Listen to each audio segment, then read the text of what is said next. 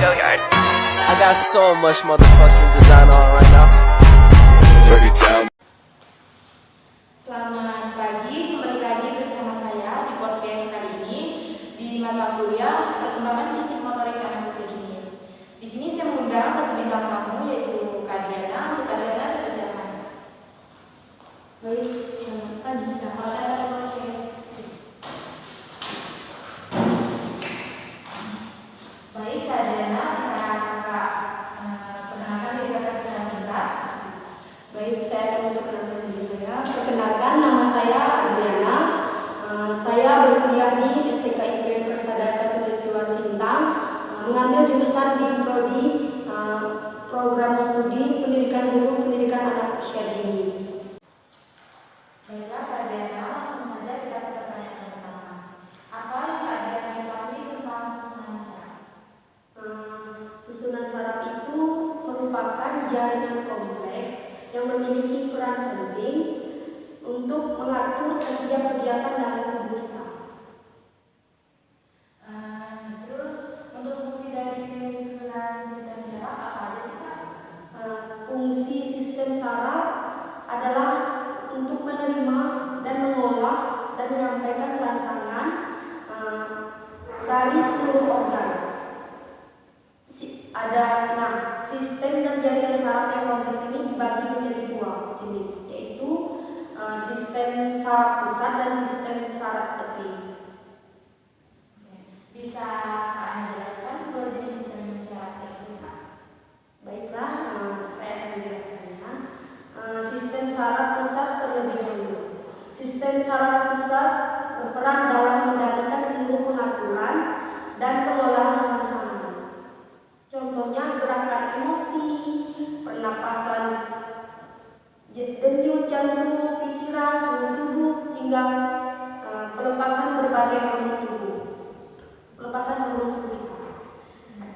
Yang selanjutnya sistem dan jaringan saraf pusat terdiri dari otak dan sumsum tulang belakang.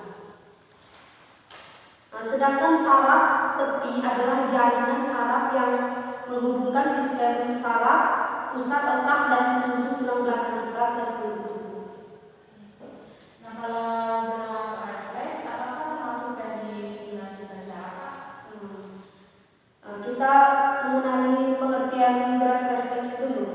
Gerak refleks itu adalah suatu bentuk respon segera baik motorik maupun sensorik terhadap impuls dari saraf sensorik ataupun refleks merupakan jalur saraf sederhana di mana stimulus atau rangsangan disampaikan ke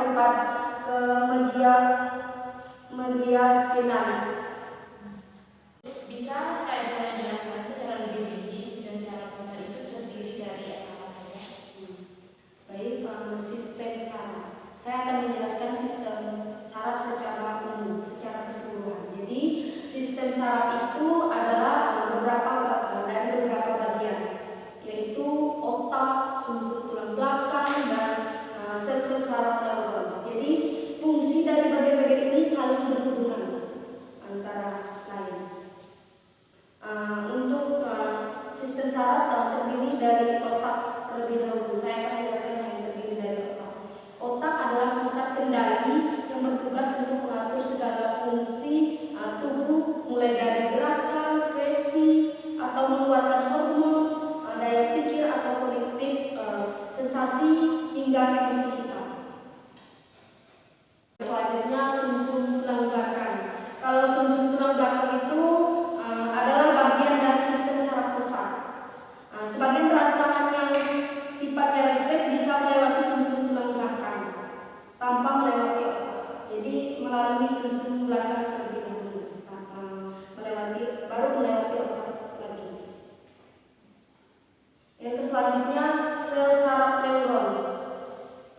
Sel saraf neuron adalah unit kerja sistem saraf pusat terdiri dari 12 nervus cranial, semua nervus spinal dan cabangnya fungsinya sebagai pengantar informasi berupa rangsangan atau impuls. Dengan adanya sel-sel saraf ini, baik organ maupun sistem gerak bisa memberikan respon sebagaimana mestinya dari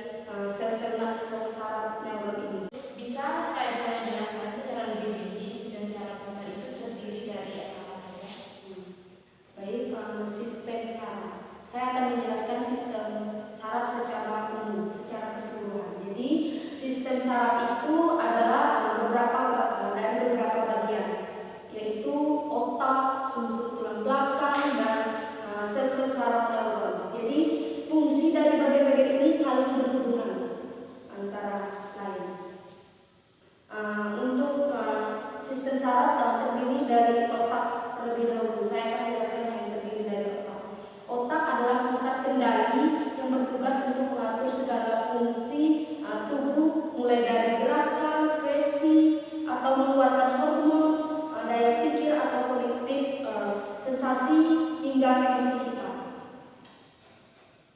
Bisa Kak Ibu menjelaskan secara lebih rinci sistem saraf pusat itu terdiri dari apa saja?